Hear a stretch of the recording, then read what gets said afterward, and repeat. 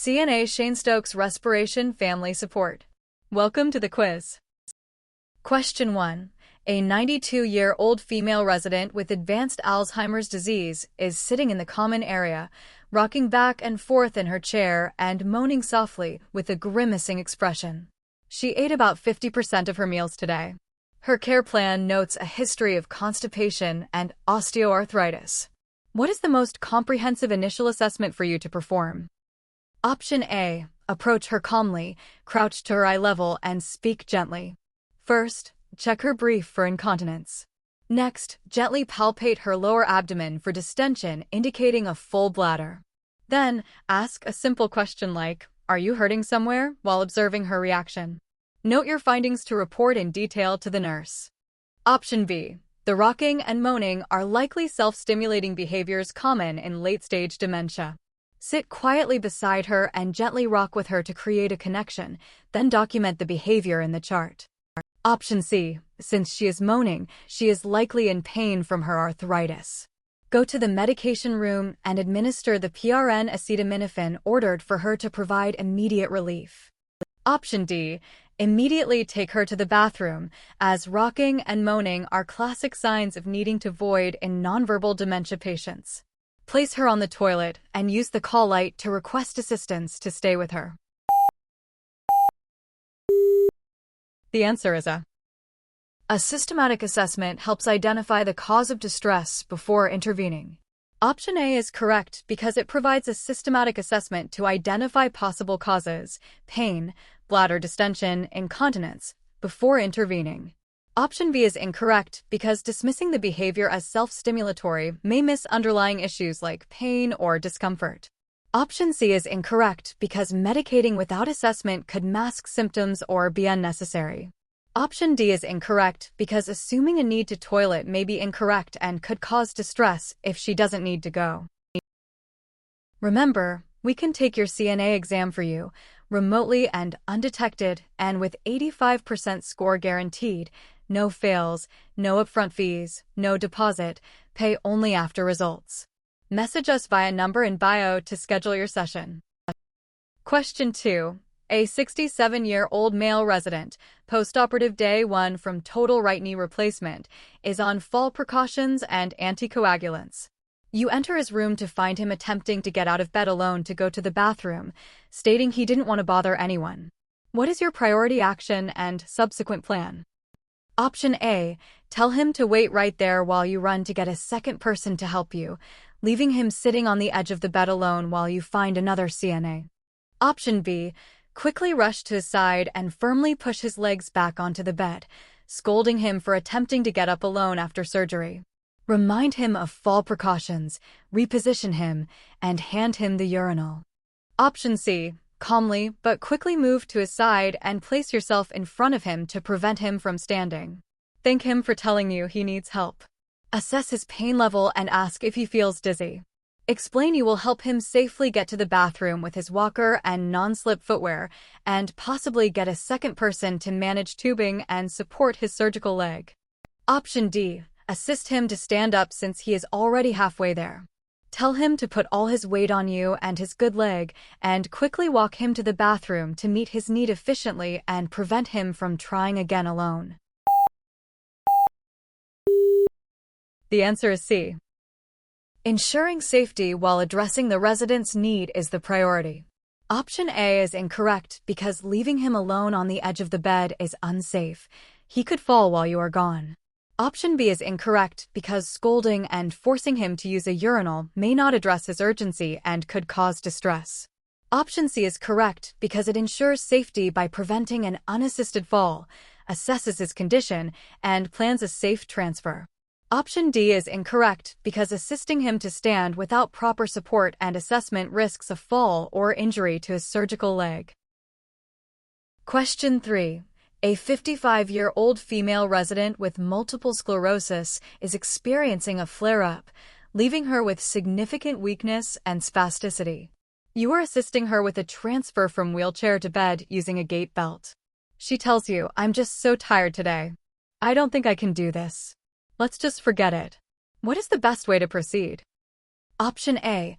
Offer to put her to bed in 1 hour, hoping she will have more energy. In the meantime, reposition her in her wheelchair and leave her in the common area to watch television.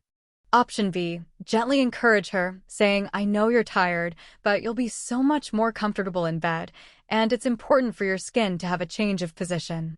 I'm here to help you, and we can do this very slowly together. Let's just try to stand for a moment and see how you feel. If it's too much, we can stop." Option C, respect her wishes completely. She has the right to refuse care. Document her refusal to transfer and make a note that she remained in her wheelchair. Option D, tell her that it's not safe for her to stay in the wheelchair all day and that she has to get into bed. You will need to be firm and use a two-person transfer with a mechanical lift if necessary for her own good. The answer is B. Balancing encouragement with respect for autonomy is key. Option A is incorrect because delaying may not resolve her fatigue, and she might remain in the chair longer than safe. Option B is correct because it respects the resident's autonomy while gently encouraging necessary care. Option C is incorrect because simply accepting refusal may miss an opportunity to provide care that benefits her skin and comfort.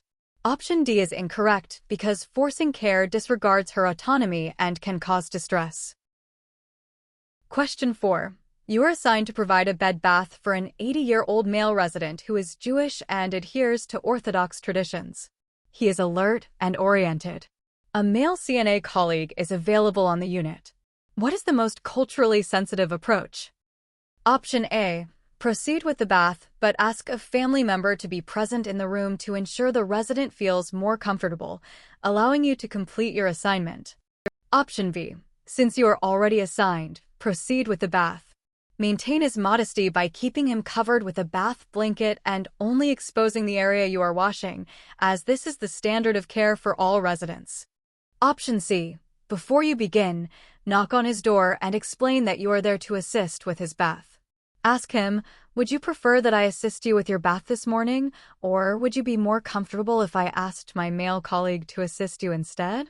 This offers him a choice and respects potential religious preferences. Option D. Immediately go and ask the male CNA to swap assignments with you without consulting the resident, assuming he would prefer a male caregiver based on his religion. Then inform the resident of the change. The answer is C. Asking about preference respects the resident's autonomy and cultural needs. Option A is incorrect because involving a family member without his consent may violate his privacy and does not address his preference directly. Option B is incorrect because it assumes standard care is sufficient, but some Orthodox Jewish men may prefer not to be touched by a woman. Option C is correct because it directly asks the resident about his preference, respecting his autonomy and potential religious or cultural needs regarding modesty. Option D is incorrect because assuming his preference without asking is presumptuous and disrespects his right to choose. Question 5. A 70-year-old female resident with type 2 diabetes and peripheral neuropathy was found on the floor beside her bed at 2 a.m. She is alert and states she fell trying to go to the bathroom. She denies hitting her head but reports sharp pain in her left hip when she tries to move her leg. What is the correct sequence of actions? Option A. Do not attempt to move her. Keep her calm and comfortable by covering her with a blanket to prevent shock. Immediately activate the emergency call system to get the nurse to the room stat. Stay with her, reassuring her, and report exactly what she told you and what you observed to the nurse upon arrival. Option B. Try to determine the extent of the injury by gently asking her to lift her left leg. If she can do it with some pain, the injury is probably minor. If she cannot lift it, then go get the nurse. Option C. Go and get a second person so you can perform a two-person lift to carefully move her back to bed, then report the fall and her complaint of pain to the nurse after she is safely in bed. Option D. Since she is alert and moving her extremities, she is likely okay. Carefully help her stand up and walk back to bed. Then put the bed alarm on and document that she was found on the floor and return to bed without injury. The answer is A. Immobilizing a resident with a possible fracture prevents further injury. Option A is correct because moving a resident with a possible hip fracture can cause further injury. Option B is incorrect because asking her to lift her leg could cause pain and is not an appropriate assessment. The nurse should evaluate. Option C is incorrect because moving her without assessment risks injury. Option D is incorrect because helping her stand could worsen a fracture. Question 6. You are feeding a 90-year-old resident with dysphagia who is on a nectar-thick liquid and minced meat diet. She suddenly begins to cough forcefully, her face turns red, and she has wet-sounding respirations. What is your immediate action? Option A. Encourage her to take a sip of water to help wash down the food that is causing her to cough. Option B. Stop feeding immediately, instruct her to lean forward slightly, and encourage her to keep coughing to try to clear her airway. Stay with her and observe closely. If the coughing does not resolve the episode or she becomes unable to cough or breathe, activate the emergency response. Option C. Slap her firmly on the back several times to dislodge the potential obstruction, as this is the first step in managing a choking episode. Option D. Leave her to go get the suction machine set up at the bedside so you can suction her airway if needed. The answer is B. Encouraging natural clearing of the airway is the first step for a conscious, coughing resident. Option A is incorrect because giving water could cause aspiration. Option B is correct because the resident is coughing and has wet sounds, indicating she is trying to clear her airway. Option C is incorrect because back slaps are for complete obstruction, inability to cough or speak, not for a coughing episode. Option D is incorrect because leaving her alone is unsafe. You must stay and monitor. Great job! Don't forget to subscribe. Bye.